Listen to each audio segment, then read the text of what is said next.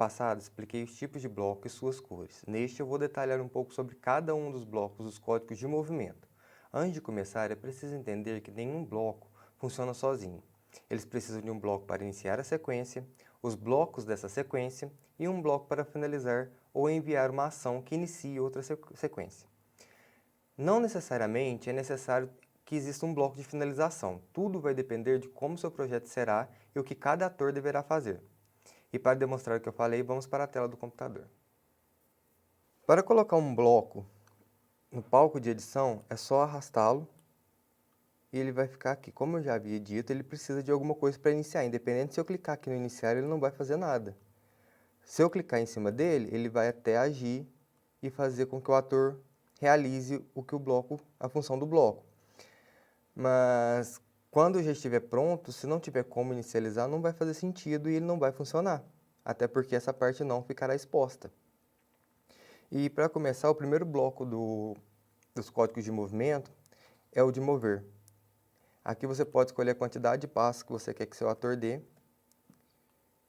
E ele vai dar a quantidade de passos aumentando em X. O outro bloco é o de girar 15 graus sentido horário.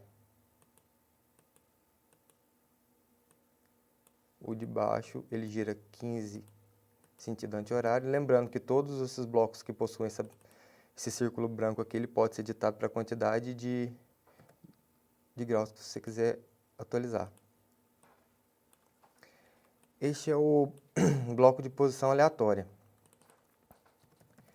Este bloco, quando ele é muito utilizado para poder fazer com que o ator se mova aleatoriamente na página.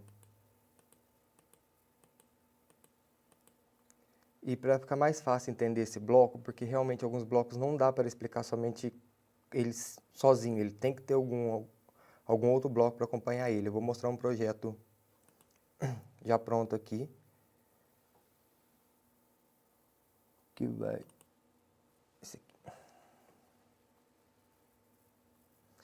Esse projeto aqui, ele é um projeto simples, e aqui ele está falando, quando for clicado na bandeira verde, ele vai sempre repetir que se o ponteiro do mouse estiver tocando no ator,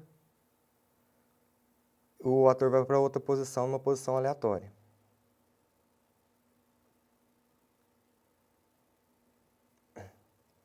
Esse tipo de bloco de posição aleatória, ele é muito utilizado para criar jogos do tipo que você precisa que por exemplo, no caso dessa estrela, que ela se mova depois que for pega. E é isso que aqui está dizendo. Toda vez que o ator gato, o gatinho aqui, estiver encostando na estrela, ela vai mudar de posição.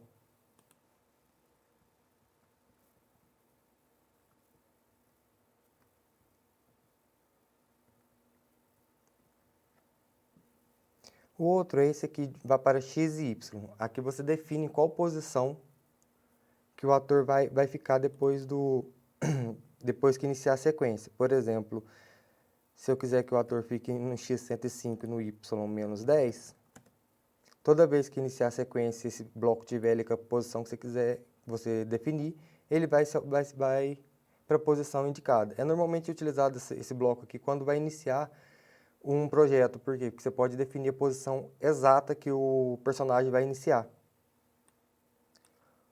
Este outro aqui, ele vai deslizar por 1 segundo, ou o tempo que você determinar aqui, para uma posição aleatória.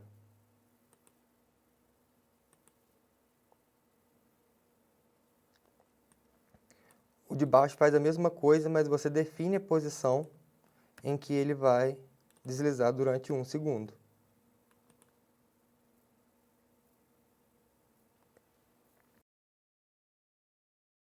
Este bloco aqui, ele define a direção em que o ator está, até porque, em alguns casos, se você colocar um movimento aqui e essa direção não estiver em 90 graus,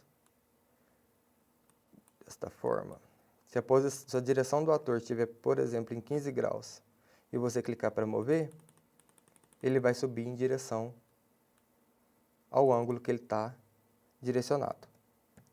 Se esse bloco estiver aqui apontando para a direção, toda vez que ele clicar, ele vai andar na direção determinada.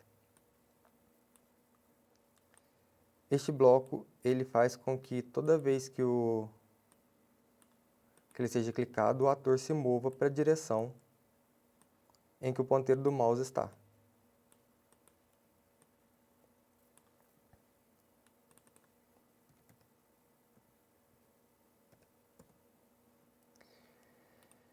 Este bloco aqui ele vai adicionar o valor dentro do círculo ao X.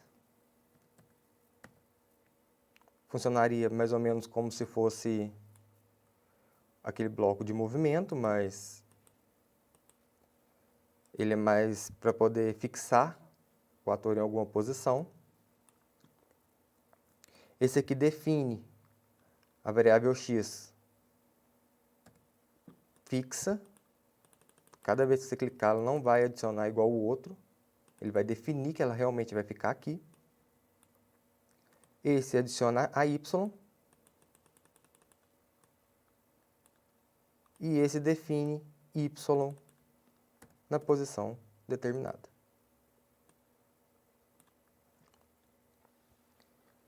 Este outro bloco aqui, ele define que se tocar na borda, que o ator tem que voltar. Por exemplo, a borda é essa daqui. Então, se ele estiver numa posição automática, andando, na hora que ele chegar aqui, ele vai voltar e andando sem parar. Esse aqui é um exemplo de como funciona esse bloco. E por enquanto, desconsiderem o restante da sequência e vamos focar somente no que esse daqui vai fazer, que é o bloco de se tocar na borda. Ele toca na borda, ele vai mudando de posição. Neste caso, ele está mudando a posição e a direção, porque aqui foi determinado para ele que se ele tocasse na borda, nessa variável, ele giraria 20 graus. Mas se tirar essa parte daqui e colocar somente essa, ele vai seguir na direção que ele está. Por exemplo, se ele tiver 90 graus, ou menos 90 graus, ele vai seguir só numa posição. Esse bloco aqui, ele é um bloco que define o estilo de rotação do ator. Por exemplo, neste caso ele está como esquerda-direita, ele vai para frente e ele volta. E ele existe outras funções também, que é o não rotacionar e o rotação completa. Eu vou explicar um pouco melhor no outro projeto.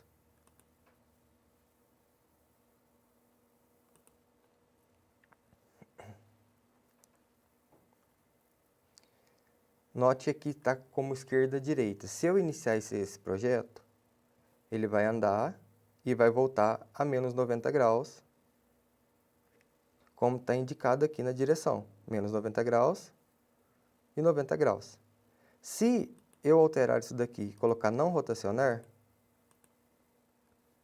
ele vai andar de costas. Ele não vai rotacionar. E a mesma coisa acontece se eu colocar como rotação completa.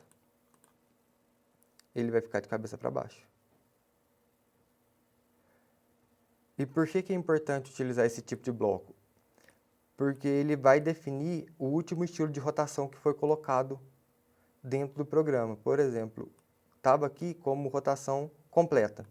Esse bloco não irá funcionar depois que eu clicar na bandeira. Note que ele não está circulado em amarelo igual esse outro está. Toda vez que ele for andar, ele vai continuar na rotação completa.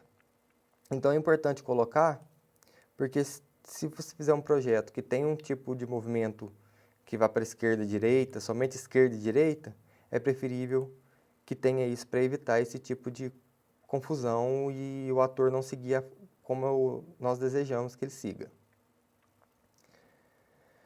Os outros blocos aqui são os blocos de informação. Ele mostra, se você clicar aqui, a posição de X, a posição de Y e a direção em que o ator está apontado. No caso, 90 graus, X aqui, e Y aqui. E para esse vídeo é só. No próximo vamos falar um pouco dos códigos de aparência. Até breve.